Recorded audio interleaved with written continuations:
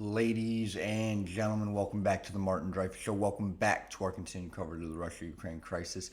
This is breaking news of what propaganda in Russia looks like. So without further ado, let's do a little compare and contrast. This is what Russian President Vladimir Putin unleashed on Ukraine.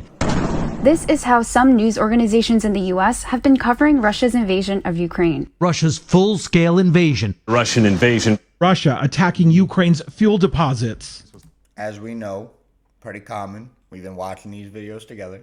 And this is how it's described on Russian state television. Спецоперация. Специальная военная операция по защите ДНР и ЛНР. The two sides, they really have wildly different descriptions of what's going on because... Well, there's clearly media censorship. We already know that. We know that you would no longer be on TV if you were to say invasion of Ukraine. So... because the Kremlin is really conscious of public opinion. State broadcasters have been reinforcing Russian President Vladimir Putin's narrative that Ukraine and its Western allies pose threats to his country. Украина для стран Запада всегда была лишь инструментом для сдерживания России.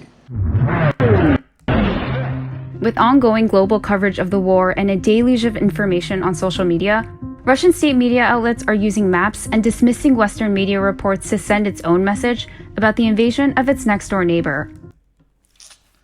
I mean, it's harder now than ever with social media. Obviously, during Soviet times, during pre-internet times, to spread this propaganda is easy because I can pretty much choose what you see no matter what. Now you have your phone, you can go on the internet, and we'll go over companies pulling out of Russia, but if you've been on Facebook, Twitter, Instagram, anything, you know what the hell is going on.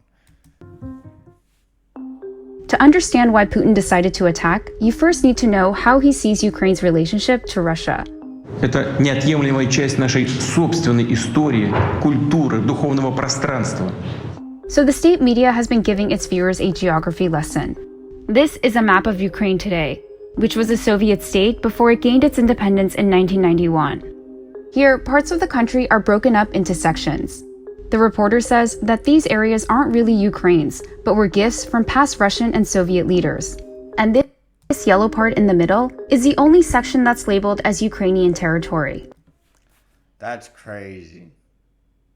This that we gave you all of this. This is all that you actually have. That's insanity. They're saying it doesn't matter what the borders are. It doesn't matter what's happened throughout history. It doesn't matter that you've only technically been this version of Ukraine since 1991. We go back to 1654, this is what you owned. Since then, we gave you all of this. Maps like these, the idea is to really shape public opinion and give this kind of historical backing for their current operation in Ukraine. And this historical context was reiterated in Putin's nearly hour-long speech days before the invasion. Современная Украина целиком и полностью была создана Россией. Putin seems to have been focused on history when it comes to Ukraine, and he has always mentioned Ukraine where it has been part of Russia and it should continue to be part of Russia. Back in 1991, Ukrainians held a referendum that overwhelmingly supported independence from the Soviet Union, and this decision was backed by Russia. And as a sovereign state, several years later, Ukraine asked to join NATO. But Putin objected because this would bring the military alliance closer to Russia's doorstep, a concern So that's been his overall concern, as we know, for a very long time. He wants Ukraine to be a part of his allies and his team. If it ever goes back to, a game of dodgeball, he wants Ukraine on his team. He doesn't want Ukraine on America's team.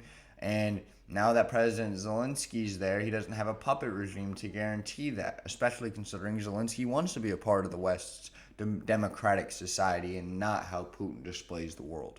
That his predecessors shared after the breakup of the Soviet Union. So he demanded that the alliance guarantee Ukraine would not get membership. And when there were none, То, что происходит, вынужденная мера. Просто не оставили никаких шансов поступить иначе. the state media has amplified this narrative that the conflict with Ukraine isn't Russia's fault, but the US and its Western allies are to blame. В планах США навязать Европе войну с Россией. Безответственные западные политики создают угрозы для нашей страны. A few days It's just insane how they, like, we can view it while viewing our perspective and say, this is insane, this is crazy. But if this is all you were fed, this is what you know, this is what you grew up in, if you grew up in a household that supported Putin, and this is just what your life is, you're not going to deny this. You're not going to be able to have the surrounding evidence to disprove this. Luckily, we do have the internet, and that's where all these protests come in, and all the citizens in Russia standing up to Putin and going to jail and getting beaten, and all these things are happening. However, overall, if you live in a rural part of Russia, or you see the person who said, like, there was a lady with a sign on her that said, this is a necessary war, you know that this propaganda works. And although it's less effective than it used to be, it's still very effective, and it's a very dangerous game to play. So that's just a little bit on the Russian propaganda. Video wasn't as great as I wanted it to be, but I did want to give us all a little bit of insight into that.